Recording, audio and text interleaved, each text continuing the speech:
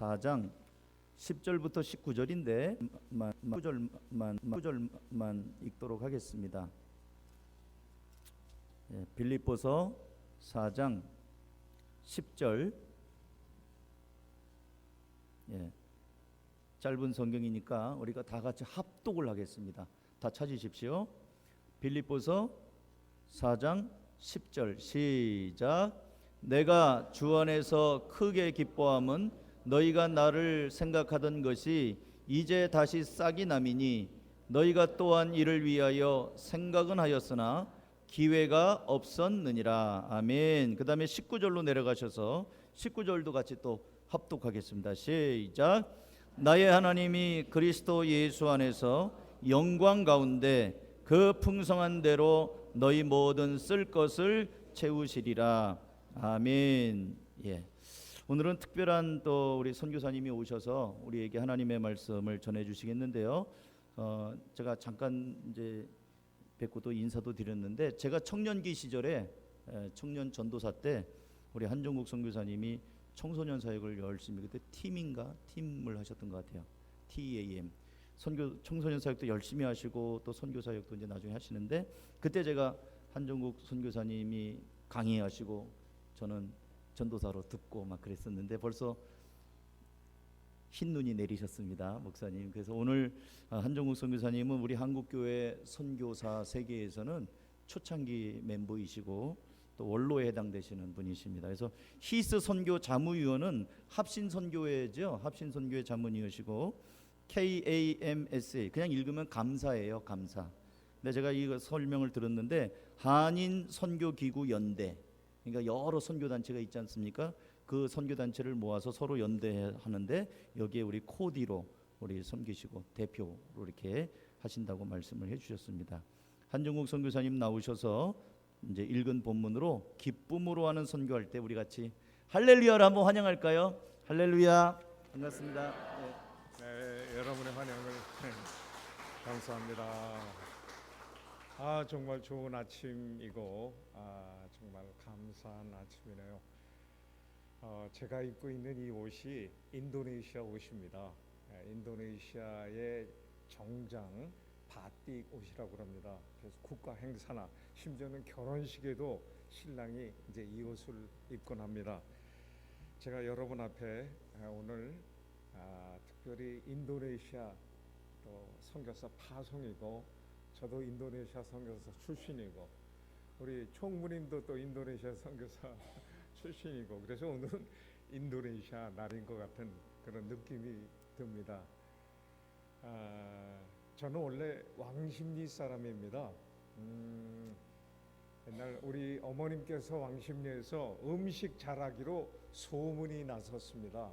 그래서 우리 아버님 친구들은 우리 어머님에게 재수씨 그 음식점 하나 내시면은 대박 나겠다고 이렇게 할 정도로 음식 솜씨가 좋으셨습니다. 우리 어머니 음식 솜씨의 비결은 미온을 적절하게 사용하는 것이었습니다. 34년 4개월 전에 제가 인도네시아로 선교사로 떠날 때 우리 어머님이 걱정하신 것이 있었습니다. 이 자식이 이 멀리 있는 인도네시아에서 미온도 못 먹고 어떻게 사나. 그래서 제가 언어 공부할 때 우리 어머님이 미온을 보내주셨어요. 업소용 미온인데 세멘트 포대만한 이걸 비행기로 붙이셨는데요. 아마 그 비행기 붙이는 값만 수십만 원 들었을 것으로 생각하는데, 저는 그래도 어머님의 냄새를 이렇게 느끼면서 그 미온을 여러 해에 걸쳐서 먹었습니다. 근데 정작 우리 어머님이 몰랐던 사실은 미온 공장이 인도네시아에서 있었다는 사실이었습니다. 인도네시아에 미온이 많습니다. 여러분, 어떻게 만드냐면 사탕수수로 만들어요. 사탕수수가 거기에 있는 당분을 이렇게 케미컬 프로세스, 화학점 이렇게 과정을 통해서 미온을 만들기 때문에 건강에 해롭지 않습니다. 여러분, 많이 먹으셔도 상관이 없습니다. 미국에서 실험 얘기를 했습니다. 보건청에서 소금을 1000kg 1톤을 한꺼번에 사람에게 먹으면 죽어도 미온은 1톤을 먹여도 죽지 않는다고 합니다. 4톤, 4,000kg를 먹어야지 죽는다는 얘기가 있습니다. 제가 왜 미온 얘기를 하냐면은 인도네시아는 정말 여러 가지로 풍부한 것이 많이 있어요. 농산물, 수산물, 그 미온도 한국보다 엄청나게 쌉니다. 우리가 이제 예수를 믿으면서 아까 우리 특송 부른 사람들의 나의 원하는 한 가지 주님의 기쁨이 되는 것이다라고 얘기를 했습니다. 여러분, 저는 오늘 이곳에 나와 있는 한 분 한 분 모든 성도가 주님의 기쁨이 되는 성도가 되길 주의 이름으로 축원합니다. 오늘도 파송하는 고 선교사 가정이 정말 기쁨의 선교사 가정이 되길 주의 이름으로 축원합니다. 여러분, 기쁨은 어떻게 생길까요? 사랑은 어떻게 우리가 알 수 있나요? 성경이 말합니다. 사랑은 여기 있으니 곧 우리가 하나님을 먼저 사랑한 것이 아니라 하나님이 우리를 먼저 사랑했고 이로써 우리가 사랑을 알고 사랑을 행할 수 있겠다고 얘기하고 있습니다. 여러분, 사랑은 그런 점에서 아무나 하는 것이 아닙니다. 누구나 해야 되지만 사랑은 아무나 할 수 없습니다. 먼저 하나님의 사랑을 체험한 자만이 정말 참 사랑을 할 수 있는 것입니다. 누가 우는 자들과 함께 울 수 있겠습니까? 자기 생에 정말 인생의 어려운 순간에 울어보지 않은 자가 다른 사람 우는 것에 함께 울어줄 수 없는 것입니다. 우리가 어떻게 기뻐할 수 있습니까? 이 세상의 기쁨에는 한계가 있습니다. 배부를 때 배를 둥둥 치면서 감사할 수 있는 건 누구나 할 수 있습니다. 그러나 배가 고플 때도 아직 감사의 노래를 부를 수 있습니까? 사도 바울은 오늘 본문 4장 11절 12절에서 그 어려운 감옥 안에서 이 편지를 쓰고 있습니다. 감옥 안에서 무슨 기쁨의 이유가 많이 있을 수 있겠습니까? 형통할 때 기뻐하는 것은 세상 사람도 다 할 수 있습니다. 그러나 사망의 음침한 골짜기에서 그리고 또한 이 감옥 안에서 기뻐할 수 있다면 그는 비결을 갖고 있다고 얘기하고 있습니다. 나는 주 안에서 한 비결이 있으니 어떠한 형편이든지 내가 스스로 만족하고 또 지금 4장 10절에서는 감옥 안에서 기뻐한다는 것입니다. 그 기쁨이 얼마큼 컸으면 크게 기뻐한다고 그랬어요. 감옥에서 기뻐하는 두 가지 종류의 사람이 있습니다. 정신 나간 사람이 기뻐할 수 있고 정신이 온전하지만 그가 기뻐할 수 있다면은 이것은 뭔가 생의 비결을 갖고 있는 사람입니다. 사도 바울은 주의 기쁨을 주님으로부터 그가 배웠고 체험했기 때문에 감옥 안에서도 기뻐할 수 있는 것입니다. 그런데 4장 10절에는 사실 성도들이 에바브로디도 집사를 통해서 보내준 사랑의 선물을 감사하는 뜻으로 쓴 표현이긴 합니다. 여러분, 빌립보 교회는 사도 바울이 이 바울 선교사라는 사람이 유럽에서 가장 처음에 세운 교회입니다. 그리고 10년이라는 세월이 흘렀습니다. 그는 후배 목회자에게 그 교회를 맡기고 여러 선교지를 돌아서 지금은 소위 정치범으로 몰려서 로마의 이름 없는 지하 감옥에서 이 편지를 씁니다. 바울이 감옥에 갇혔다는 소식을 빌립보 성도들이 한참 후에 그 소식을 듣고 에바브로디도 집사를 소위 위문 사절로 보내기로 합니다. 여러분, 이 빌립보라는 마게도니아에서 로마에 이르는 이 거리는 지금도 정말 한참 비행기를 타고 가야 될 먼 길입니다. 근데 당시 비행기가 있었겠습니까? KTX가 있었겠습니까? 여러 날 걸쳐서 에바브로디도 집사가 성도들의 조그만 선물을 갖고 이 감옥에 미운의 신청을 합니다. 에바브로디도 집사를 만난 바울 선교사는 그를 껴안고 얼마큼 감사하고 집사님을 통해서 교회 소식을 들었습니다. 교회 소식이 늘 좋은 것만이 아니라 또 성도들 간에 다툼이 있었다는 소식도 들고요. 그런 점에서 안타까움도 있었습니다. 이제는 에바브로디두스가 여러 날 있다가 다시 빌립보로 돌아갈 때 이 편지를 그 집사님 편에 보내기로 하고 쓴 편지입니다. 여러분, 이 조그만 편지에 기쁨이라고 하는 단어가 16번 반복적으로 나옵니다. 그래서 어느 주석가는 이 빌립보서를 기쁨의 편지, Letter of Joy다라고 하는 별명을 붙여줄 정도로 기쁨이 넘쳐나고 있어요. 저는 선교지에서 이 빌립보서를 읽으면서 다시 한번 제 마음에 도전이 되었고 다시 한번 선교란 무엇인가를 생각했습니다. 저는 사실 34년 전 인도네시아에 도착할 때 선교를 기쁨이다라고 생각하지 않았습니다. 선교를 희생이다라고 생각했어요. 거룩한 희생. 다 이유가 있습니다. 저는 샤머니즘 불교 가정에서 태어나서 대학교 1학년 때 예수를 나의 주님, 나의 하나님으로 영접하고 내가 하나님의 구원과 하나님이 주신 기쁨을 체험했습니다. 평안을 끼치노니 곧 나의 평안을 너에게 주노라. 내가 주는 평안은 세상이 주는 평안과 같지 아니하다. 예수께서 제자들에게 약속하신 그 평안을 제가 체험하니까 이 평안을 다른 사람에게 계속 나눠주고 싶었습니다. 전 대학 4년 다니면서 정말 거의 매일 이 평안의 복음을 전도하고 어산에서 전도하고 남산에 올라가서 우리 친구들이 기타를 치면서 노래를 부르면 사람들이 모여서 거기서 간증도 하고 짤막한 설교도 하고 그리고 우리가 흩어져서 사형리로 또는 브리즈 오브 라이프라고 하는 그림 이렇게 그림을 그리면서 복음을 소개하기도 했습니다.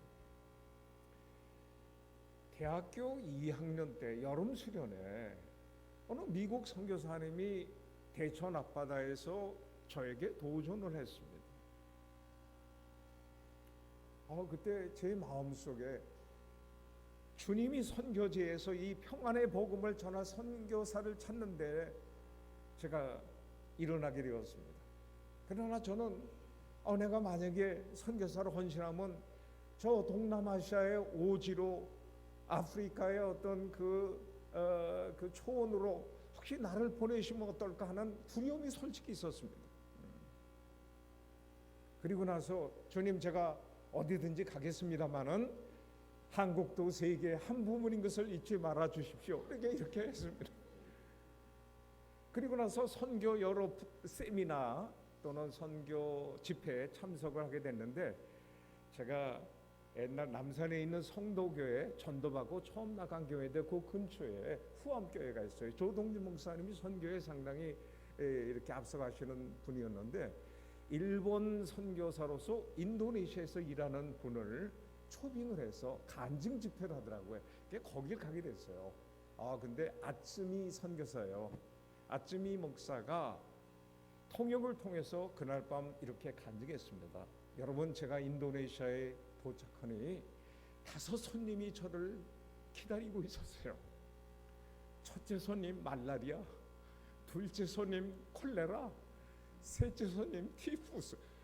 이 고생한 얘기를 갖다 쭉 하는데 저는 심각하게 들었어요. 그날 밤 저는 결심했습니다. 집에 돌아가는 저의 마음이 솔직히 무거웠습니다. 하나님, 제가 세계 어디든지 가야 될 것 같습니다만은 인도네시아만은 아닌 것 같습니다. 그 인도네시아 보르네오 섬의 그 아츠미 목사, 아츠미 선교사가 이제 일했던 곳인데요. 제가 맨 처음에 같이 일했던 국제 선교단체 OMF라는 단체인데 이 단체는요, 신임 선교사 배치를 선교사에게 어디 가고 싶은가 묻질 않아요. 군대처럼 상부에서 기도하고 결정하는 거예요. 그러니까 이제 언어 공부 한참 하고 있는데 드디어 우리 필드 카운슬이라고 그래요. 그 카운슬에서 우리가 가야 할 섬이 결정이 됐대. 와서 좀 들으라 그래서 저와 제 아내가 우리 마이클 던이라고는 영국 선교사 그 방에 어떤 마음이 들겠어요. 어느 섬일까? 그렇죠? 그래서 마이클 선교사에게 어느 섬이가 우리가 물으니까 시구스, it's 보네오. 그 아침이 선교사 그 섬이라는 거예요. 야, 정말 하나님께서 이렇게 인도하셨어요. 제가 프로펠러 비행기를 타고 그 적도 바로 위에 있는 그 폰티아나키라고 하는 도시에 이제 들어가게 됩니다. 제 안에는 언어 공부 중에 아직 있고, 그러니까 저는 이제 그 비자 수속 때문에 제가 먼저 한번 갔었는데요. 제가 이제 창가에 앉아서 프로펠러 비행기가 높이 날지는 못하고 제 마음속에 참 뭐라고 표현하기 힘든 복잡한 그런 마음이었어요. 그런데 이 비행기가 그 근처로 가니까요, 여러분 이 적도의 그 밀림 있잖아요. 짙푸른 밀림이 제 눈에 쫙 들어오고, 그 다음에 거기에 큰 강이 바다를 향해서 저가는데 이 강물은 황토빛이잖아요. 근데 바닷물은 푸른 색깔인데 그 정말 그 강물과 바닷물이 교차하는데 이건 수채화로 어떻게 그걸 누가 그릴 수 있겠어요? 나도 모르게 탄성이 나와요. 하나님 이렇게 멋지고 아름다운 데로 나를 인도하셨군요. 영어 표현에 이런 표현이 있어요. It's beyond my description. 내가 형언할 수가 없나이다. 정말 멋있는 나라에 하나님께서 나를 인도하셨고, 그 다음에 인도네시아의 현지 그 미원 지사장님이 교회 장로님이세요. 미원의 본국 한국에서 선교사가 온다고 하니까 이 장로님이 특별히 첫날 그 초대해 주셔서 중국 식당에서, 큰 중국 식당에서 저를 대접해 주셨는데, 여러분 제 생에 랍스터 있잖아요. 이만한 랍스터를 처음 먹었어요. 정말 맛있더라고요. 뭐 좀 인도네시아의 랍스터가 좀 비싸긴 하지만 한국에 비하면 훨씬 싸죠. 제가 정말 시장에 가서 한번 확인했는데요, 이 팔뚝만한 고기가 870원 정도로 제가 기억이 돼요. 하나님, 저는 인도네시아에 가서 시인이 되었습니다. 하나님, 나는 예전에 미처 몰랐어요. 선교지가 이렇게 아름다운 땅인 줄 몰랐어요. 선교지가 광대하고 적과 꿀이 흐르는 땅인 줄 몰랐어요. 지금이야 이제 전기 이제 메타기가 있어서 하지만 옛날에는 징수원이 와서 대충 전구 담아 이렇게 휘고 이렇게 먹이는 그런 시대였었어요. 그러면 이번에 얼마 내세요? 딱 그러면 우리가 나도 모르게 볼레 띠따 와르 그렇게 그러니까 좀 깎아줄 수 없을까요? 그래요. 제가 이렇게 그렇게 묻습니다. 그러면 몰래 깎아드릴 수 있습니다. 그럼 깎아주세요. 그렇게 가지고 막 그 사람이 깎아주기도 하고 그래요. 인도네시아는 정말 이런 나라예요. 석유도 펑펑 나서, 지금이야 석유값이 많이 올랐지만 옛날에는 물값보다 훨씬 싼 기억으로 제가 기억이 날 정도로 석유도 펑펑 나는 나라. 하나님, 나를 이것으로 인도하셨군요. 제가 오늘 우리 고성교사님 여러분 여기에 오는 자들과 함께 올라 했습니다. 이게 선교사의 좋은 마음의 표현이라고 생각합니다. 근데 저는 사실 인도네시아에서 온 적이 있어요. 이제 왜 그러느냐? 저는 이 부족함이 많이 있는 선교사요. 인도네시아는 제 옛날에 먼 거리를 갔다가 이제 기차를 타고 가곤 하는데요. 그래도 우리 OMF 선교부가 먼 곳에 간다고 해서 일부러 에어 컨디션 있는 칸에 이렇게 배정을 저와 제 아내가 타고 가고 있는데요. 에어컨 차 안에서 담배를 피는 거야. 그러면 제가 좀 삼가해 주십시오 이렇게 해가지고 매매하지만 나중에는 여기저기 피니까 저는 이 담배 연기 제가 잘 못 참거든요. 그럼 내가 밖으로 나가게 돼요. 그럼 밤 열차는 여러분 승강장에서 이렇게 딱 이걸 잡고 방 공기를 맞으면 얼마큼 차가운 줄 모르겠어. 그때 나도 모르게 눈물이 나더라고요. 여러분 그때 제가 불렀던 노래가 무슨 노래인지 아십니까? 울려고 내가 왔나라는 노래였습니다.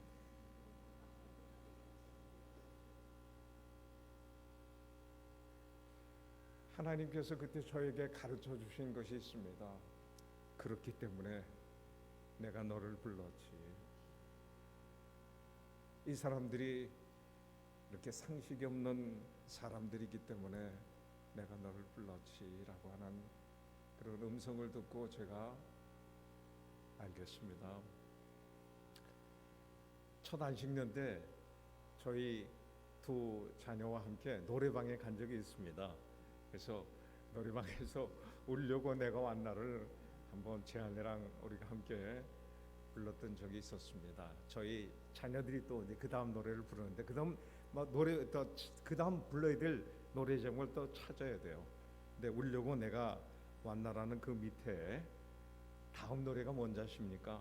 울긴 왜 울어라라고 하는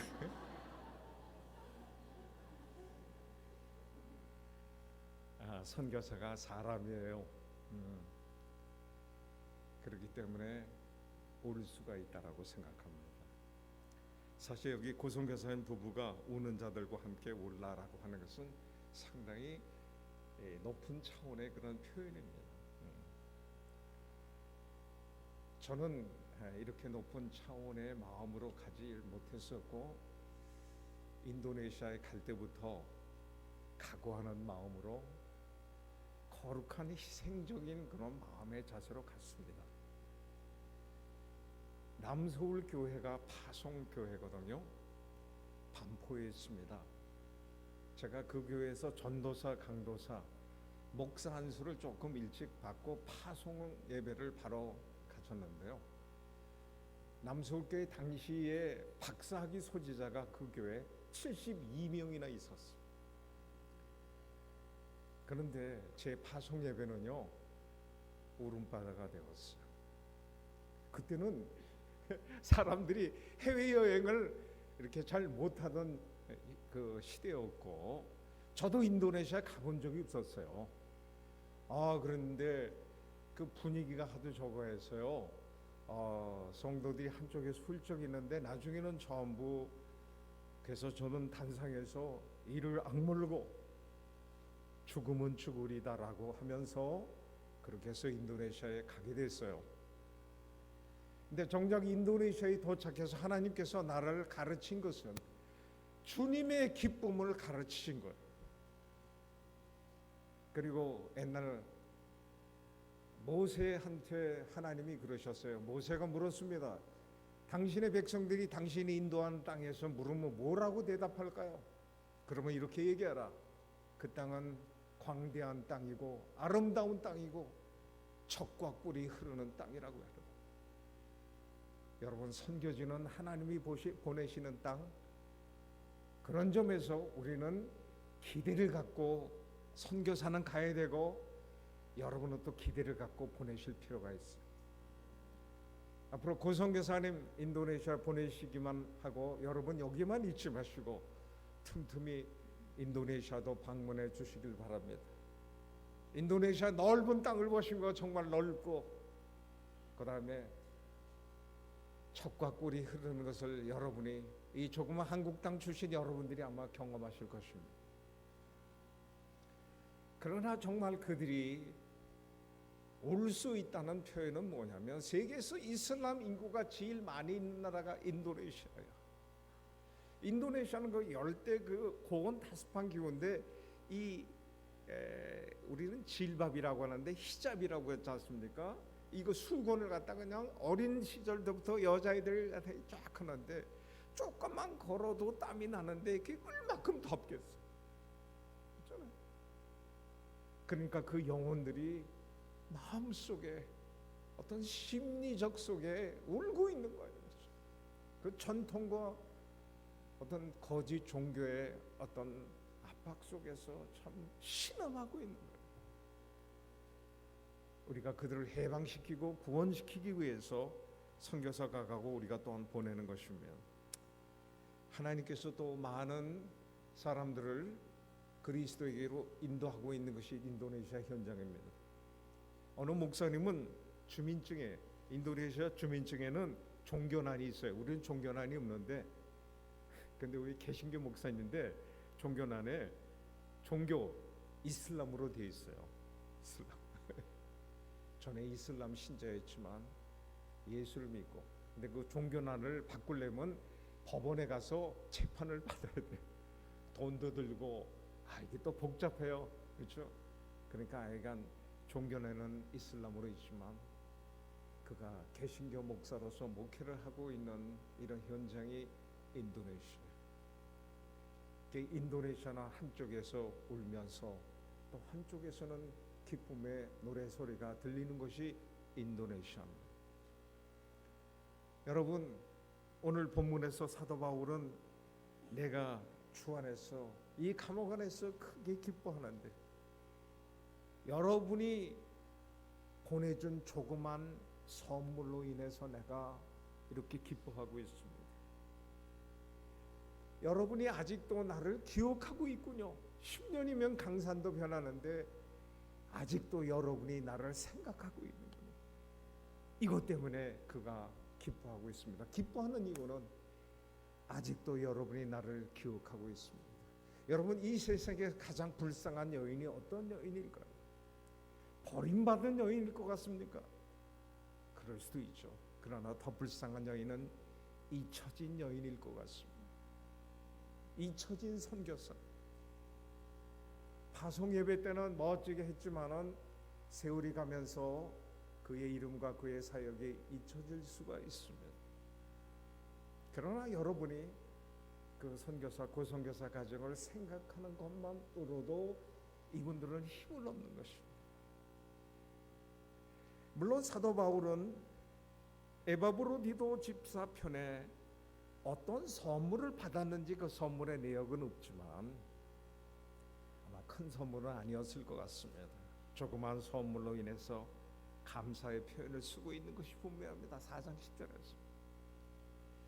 그러나 이 선물로 인해서 내가 기뻐한다기보다도 여러분들이 아직도 나를 기억하고 있군요라는 그 사실이 더 기쁜 것이었습니다. 그리고 자기는 11절에서 내가 선물을 구함이 아니라고 그랬습니다. 4장 18절에는 뭐라고 얘기하냐면 내게는 모든 것이 있다고 얘기하고 있습니다. 여러분, 그리스도인은 누구냐? 아무것도 없는 자 같으나 모든 것이 있는 자로다. 슬퍼하는 자 같으나 이 세상에서 진실로 기뻐하는 그런 사람들이 참 그리스도인이 아니겠습니까? 또 선교사가 그럴 필요가 있습니다. 저는 고 선교사님이 선교지에서 말라리아, 사실 우리 여기 우리 총회선교부 총무님 최달성 선교사님 그 남부 수마트라에 제가 방문했던 적이 있습니다. 거기서 모기에 물려가지고 저는 서울 삼성병원에서 입원하고 이 가정에는 여러 명이 이제 병원에 댕기 열병이라고 있어요. 말라리아보다도 더 치사율이 높은 그 열병이 있습니다. 인도네시아는 그럴 수 있는 곳입니다. 그러나 그렇기 때문에 우리는 여러분, 이 열대병이 제일 몸의 어떤 부분을 치냐면 간을 칩니다. 간 수치가 팍 올라가요. 그래서 이게 간염인가 이렇게 의사들이 혼동하는데 꼭, 그리고 이게 아주 독감 걸린 것처럼 감기 증세랑 비슷해요. 그래서 이게 헷갈리면서 이렇게 사람들이 죽을 수 있는 건데요. 일단 한번 댕기열병에 나면요, 좀 후유증이 뭐냐면 힘이 없어요. 이게 조금 걸어가다가 쉬어야지, 노인네처럼 쉬어야지. 제가 그런 경험이 있어요. 그렇기 때문에 우리는 다리에 힘이 없고 아픈 사람들을 그 심정을 이해할 수 있다는 것을 배우게 됐어요. 이게 역설적인 축복입니다. 선교사를 위로하지 말고 여러분이 부러워할 필요가 있습니다. 너희는 가서 모든 족속으로 제자를 삼을 때 볼지어다 세상 끝날까지 내가 너와 항상 함께 하시겠다는 예수 그리스도의 약속. 예수님은 이 시흥 땅에도 계시죠. 인도네시아도 계세요. 근데 인도네시아는 그분이 더 크게 느껴지네. 크게 보여요. 여기서 일어나지 않는 일들이 그쪽에서는 주님이 임마누엘 축복이 더 많이 일어나니까요. 여러 일들이 일어나요. 여러 일들이 일어나요. 저는 사실 그 적도가 있는 그곳에 성경학교에 가지 못했어요. 왜냐하면 비자를 얻는데 뇌물을 써야 돼. 인도네시아는 뇌물이 여기저기 있어요. 근데 우리 OMF 선교부가 뇌물과 타협하지 않아. 그래서 계속 연기되고 이게 수속이 이게 돌아가지 않는 거예요. 그러니까 사실 지도부 당혹스럽고 힘들어하죠. 우리 선배 한 사람은 오스트레일리아 선교사는 2년 동안 기다리다 뭐 비자가 안 나오니까 이렇게 해서 고국에 돌려보내요. 하나님이 너를 이곳으로 보내셨다면 비자의 문을 열어주실 텐데 비자가 안 나오는 거 보니까 아마 안 부리실 것 같다. 이걸 사람 미칠 노릇이죠. 이래서 그 가정이 오스트레일리아 호주로 돌아갈 때 이게 남의 일이 아니에요. 우리 지도부도 얼마큼 마음이 안타깝겠어요. 그래서 하나님께서 예상 밖의 길을 열어주신 거지. 제가 옛날 대학에서요, 대학 졸업해서 취직이 잘 안 됐던 시대였어요. 1970년대 그 초반 중반부는. 그래서 이제 대학원에 가서 이제 공부를 하고 그렇게 해서 사실 대학원 공부를 그렇게 하게 됐어요. 이제 그러다 보니까 경영학 석사 학위가 있을 거 아니겠습니까? 우리 지도부가 제 이력서 중에 그게 있는 것을 발견해 가지고 그래서 인도네시아의 가장 큰 기독교 대학, 우리나라 연세대학교 버금가는 그런 대학에서 그 뭐라고 그래 교수를 구한다라고 하는 여기에 이제 응모를 해가지고 제가 그 학교에 저는 전혀 소식을 몰랐어요. 그것도 나중에 통보해. 아무래도 적도 있는 성경학교는 하나님이 열어주시지 않는 것 같다. 그래서 저는 전혀 준비도 없이 그 대학교 가서 이제 경제학 교수가 되었고 정말 고생 많이 했습니다. 아니 가르쳐 본 적이 있는 사람이 가르칠 수 있는 거죠. 그래가지고 많이 힘들게 고생했던 적이 있습니다. 그래서 제가 첫 텀 마치고 나서 강의록을 모아가지고 인도네시아 국제경제학 책을 이렇게 발간했던 적이 있었고 두 번째 텀은 이제 그 책 갖고 가르친 적이 있어요. 얼마 전에 인도네시아 다시 돌아가려고 옛날 책을 갖다 이렇게 정리하다가 그 책을 꺼내보고 내가 놀랐어요. 이 어려운 것을 어떻게 인도네시아로 내가 가르쳤나? 난 다시 못 가르칠 것 같아. 그러나 내가 했던 강의록이고 이걸 그 당시에 가르쳤다고 하는 것은 주님이 함께 하지 않고서 어떻게 이런 일이 일어났나 라고 내가 해석이 안 돼요. 그렇죠? 그런 점에서는 인도네시아 우리 고선교사님도 그런 면에서 기대가 됩니다. 결코 녹록지 않은 어려운 순간이 있을지라도 주 예수께서 함께 계실 줄 믿습니다. 여러분도 또한 고선교사님 통해서 받는 여러 소식을 통해서 처음부터 그런 소식이 바로 있는 것은 아니고요. 시간이 또 지나고 언어 공부하고 적응하고 하면서 또 많이 부딪히고 여러분이 인내해 주셔야 되겠습니다. 참 기쁨은 인내하는 자에게 또 다가오는 것 같습니다. 그리고 여러분 이 가정을 위해서 기도해 주시고요.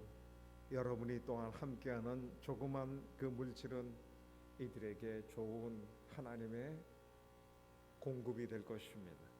오늘 마지막 4장 19절을 여러분이 함께 읽었는데 나의 하나님이 그리스도 안에서 영광 가운데 그 풍성한 대로 너희 모든 쓸 것을 채우시리라. 여기서 바울이 가르치는 것은 주는 자가 받는 자보다 더 복되도다라고 하는 예수 그리스도의 가르침을 자기의 삶 속에 적용해서 쓴 글입니다. 여러분 나에게 어떤 선교비로 같이 해주셨는데 저는 여러분을 주 이름으로 축복하노니 우리 하나님이 풍성하세요. 18절에 나는 모든 것이 있다고 얘기하고 있어요. 그런 점에서 선교사는 구걸할 필요가 없고 또 선교사는 위축이 될 필요가 없어요. 생각해 보세요.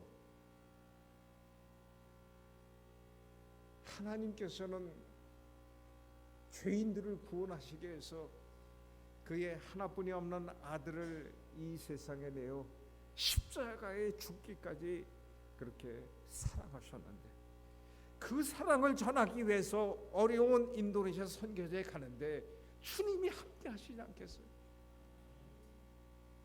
자기 아들을 아끼지 아니하시고 우리 모든 사람을 내어주신 그 하나님께서 어찌 그 아들과 함께 이 모든 것을 여러분이 이 세상에서 구하는 성공, 부귀, 장수, 영화, 좋은 데 취직, 결혼 이런 걸 능히 주실 줄 믿습니다. 사도 바울이 이게 인생의 배짱이에요. 고성교사님 가정도 이 배짱을 가질 필요가 있어요. 그 예수 그리스도를 통해서 본 하나님, 그분은 풍성하신 거예요. 그래서 넉넉히 채우십니다.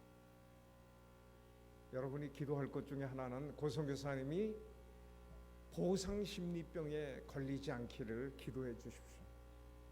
키르케고르는 절망이 죽음에 이르는 병이라는 그런 글을 쓴 바 있습니다. 우리 한국 선교사에게 죽음에 이르는 병이 있으니 보상심리병입니다. 자기가 희생당하고 있다라고 생각할 수가 있습니다. 한국보다 못한 지역에 와서 그러나 거룩한 희생이다라고 생각할 수가 있습니다. 그러나 자기가 희생당하고 있다라고 생각하면 소위 보상심리라고 하는 이상한 병이 찾아오기 시작합니다. 이러면 선교사는 거의 죽어가는 것입니다. 주의 기쁨이 먼저 고선교사 가정의 기쁨이 되기를 주의 이름이 여러분이 함께 축원해 주십시오. 또한 여러분도 그 주의 기쁨을 경험하면서 이제는 우리가 기쁨의 선교를 하는 것입니다. 물론 선교는 희생적인 면이 없잖아 있습니다. 열대병이 걸릴 수도 있고 또 여러 가지 어려운 일들도 있을 수 있습니다. 그러나 선교란 한번 따라서 해보십시다. 선교란 희생이라기보다 기쁨이다. 희생도 있어요. 거룩한 희생도 있어요. 그러나 기쁨이 너무나 크기 때문에 이 기쁨이 이 희생을 삼켜버리는 거야. 고통도 삼키고 어려움도 삼키고 그 다음에 외로움도 삼키는 거야. 내가 눈물을 흘릴 때마다 하나님께서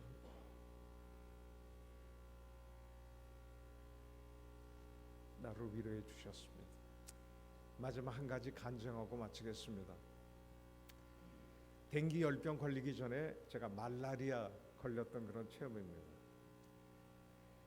우리 우기 대학에서는 이거 말라리아라고 진단했는데 우리 OMF 영국 의사는 이거 말라리아 같지 않다. 이렇게 의사들끼리 이 의견이 충돌할 때는요 아주 제가 고생이 심한 겁니다. 한 달 동안 후유증으로 아주 힘들어했던 적이 있었습니다. 근데 엉뚱하게 제 아내가 댕기 열병이 이제 걸려서 아내는 병원에 이제 입원을 했고요. 아이들은 선교사 자녀학교 OMF 직영학교에 우리는 말레이시아 쪽에 그 저 정글에 있는 학교에 선교사 자녀학교에 보냈고 아내는 병원에 입원했고 나는 하루에 이제 경제학을 가르치기 위해서 저걸 하고 전도하고 또 어떤 제자훈련 같은 거 하면은 나중에 이제 아내 이제 간호하기 위해서 병원에 잠깐 들립니다. 우리 대학교는 6개 단과 대학 중에 의대가 있고 부속 병원이 있었던 괜찮은 그런 그런 대학교였습니다. 근데 인도네시아 병원에는 이 보호자를 위한 의자 하나가 없어요. 그죠? 우리랑 시스템이 좀 틀린 것 같아요. 그러니까 서가지고 밤 11시 넘어까지 있으니까 다리가 오죽 아프겠어. 제 아내가 여보 내일도 또 수업이 있을 텐데 오늘 이제 집에 가봐 이렇게 해서 알겠어 하고 이제 굿나잇 이제 키스하고 이렇게 이제 우리 교수 사택이 있어요. 운동장 구석에 거길 향해 가는데요.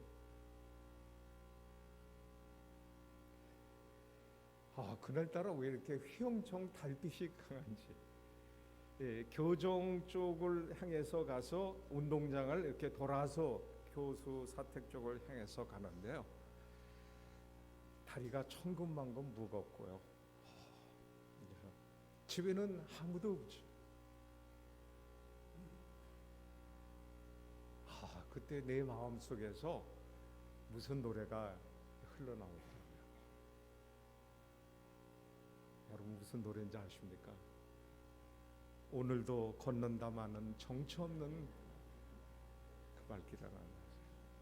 여러분 선교사가 아주 어려운 지경에 빠지면 찬송이 나온다고요? 안 나와요. 이상하게 저는 그 옛날 그 배웠던 그 유행가가 이렇게 자기도 모르게 흥얼거리는데요. 나로 이렇게 눈물을 흘리면서 그 밤길을 걸어갑니다.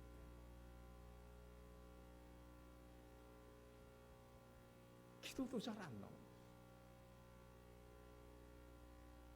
그때 제가 기도했던 한마디가 있습니다. 주님 도와주세요. 제 생에 또 새로운 체험을 하게 됩니다. 인간의 마지막은 하나님의 새로운 시작점이라는 것을 제가 거기서 경험하게 됩니다. 아주 어려운 깊은 그 골짜기 속에서는 기도도 안 나오고 찬송도 안 나온 인간의 아주 가장 나약한 그 순간, 그때는 도와달라고 하는 기도밖에 없어요. 주께서 정말 도움의 손길, 힘을 공급해 주시는데요. 이것도 정말 새로운 체험인 것 같아요. 하나님의 도우심은 세상의 도우심과 같지 않습니다. 오늘 고성교사님 가정에 한가족교회에서 파송을 받습니다만 교회란 흩어지기 위해서 잠시 모이는 교회입니다. 그런 점에서 오늘 이 교회는 경사스러운 날이고 정말 교회다운 교회를 여러분이 보여주시는 것입니다. 평안교회가 같이 했다는 점에서 평안한 한가족 교회, 이게 멋지지 않습니까? 예수께서 평안을 약속하셨습니다. 곧 자신의 평안을 주신다고 했는데 나의 평안은 세상이 주는 평안과 같지 아니라 세상이 주는 평안의 특징, 배부를 때 감사하고 배가 고플 때 얼굴을 찡그리고 형통할 때 기뻐하고 사망의 음침한 골짜기에서 슬퍼하는. 그러나 예수의 주는 평안의 특징, 배부를 때뿐만 아니라 배가 고플지라도 감사가 있으며 기뻐할 때뿐만 아니라 또한 슬퍼할 때라도 하나님께서 주시는 이 평안이 흔들리지 않는 이 평안, 이 한가족 교회에게 임하기를 바라고 고성교사님 가정에게 임하기를 주의 이름으로 축원합니다. 기도하십시다. 하나님 감사합니다. 오늘 귀한 가정 선교지 인도네시아로 향해 갑니다. 이들을 주의 이름으로 보내고 우리 하나님께서 받으실 만한 귀한 산제물로 받아주시고 또한 그 나라의 복음화를 위해서 하나님 귀하게 사용하여 주시옵소서. 이 가정을 주의 손에 의탁하옵고 또한 우리 이 보내는 한가족교회 평안교회도 정말 평안하고 가족 사랑하는 마음으로 보내게 하시오. 이들을 보낼 뿐만 아니라 기도로서 기억하고 사랑으로서 기억하는 귀한 교회 되게 도와주시옵소서. 이로써 우리가 주의 기쁨을 좀 더 이해하고 체험하고 더 주님을 알아갈 수 있게 우리 하나님께서 인도해 주옵소서. 예수 그리스도의 귀하신 이름으로 기도합니다. 아멘.